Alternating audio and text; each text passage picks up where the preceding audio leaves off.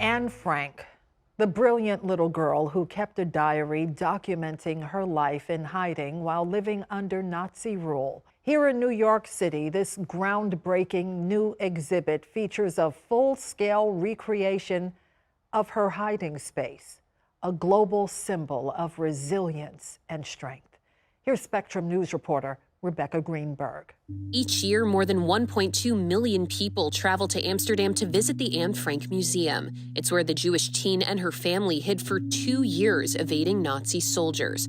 It's also where Anne Frank penned her diary, cited in history books worldwide. Now, in an effort to make her story even more accessible, the museum has partnered on a new exhibit in Manhattan. Entitled Anne Frank the Exhibit, it is quickly drawing visitors to the Center for Jewish History on West 16th Street. Its opening coinciding with International Holocaust Remembrance Day. The exhibit, a full-scale recreation of the Frank family secret annex. There are also photos of Anne's life from before the German occupation and items discussing her time in camps, including Auschwitz. Aside from the exhibit itself, there is also a school curriculum available. Thanks to a number of sponsors, school groups can visit the museum for free. We have secured over 350 schools already who have planned their visits to the exhibition.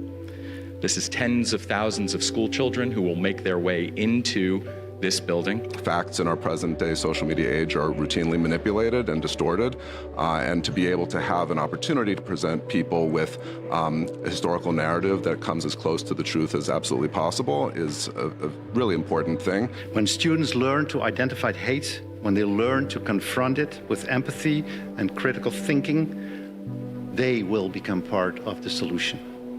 They gain the tools to build bridges in their communities and to champion justice and equality. Anne Frank the exhibit runs through April 30th.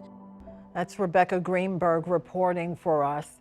And here are images from the Anne Frank house in Amsterdam in the Netherlands. And we're so pleased to have Ronald Leopold, executive director of the museum, here with us now.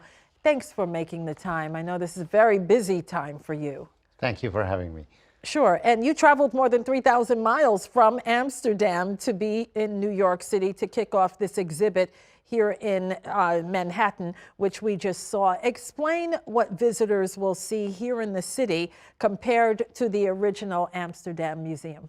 So in a way, people who are going to visit the exhibition here in New York will see more than what you see in Amsterdam. Really? It's for the first time that we bring such a full-scale, meticulously recreated annex, the place where Anne Frank and her family were in hiding. It's going to be furnished, unlike what you see in Amsterdam. In Amsterdam, these are empty spaces. The Nazis, after they had arrested the people in hiding, they took away all the furniture. And we think this here in New York, bringing people really close to history, in time, in place, is the reason why we decided to furnish with replicas the spaces where Anne was in hiding. On top of that, we are bringing more than 100 artifacts to this exhibition. Many of them rarely, if ever, been on view in Amsterdam. And I think that what we try to do is, through this furnished annex and through these artifacts, giving our visitors a glimpse into the daily lives of those who were in hiding for more than 2 years. Yeah, and you know, during your remarks at the press conference, you talked about the rate of anti-Semitic activity increasing all over the world, including in Amsterdam, even happening in the shadow of the Anne Frank house. Tell us more about that and why it's so important that the message of never forgetting is more important now than ever. I think this exhibition is coming at a critical moment. We've seen a rise in anti-Semitism and other forms of group hatred for a longer period of time. We have seen anti-Semitism also before October 7.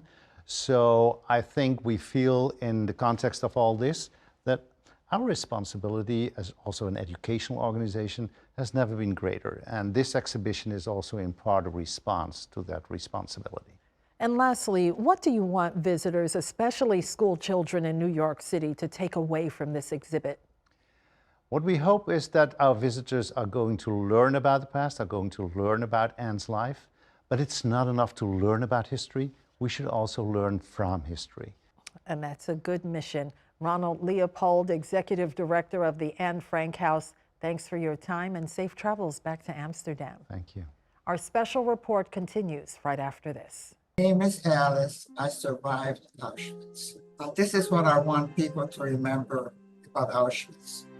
My arrival, heart-wrenching experience of separating from my family, torn away from my mother, another sister, never to see her again, witnessing the fire and smoke around us. Thanks for watching our YouTube channel. For more stories in your communities, click the subscribe button right here. You can also download our app or watch us on TV for the latest news and weather updates every 10 minutes and more. We'll see you then.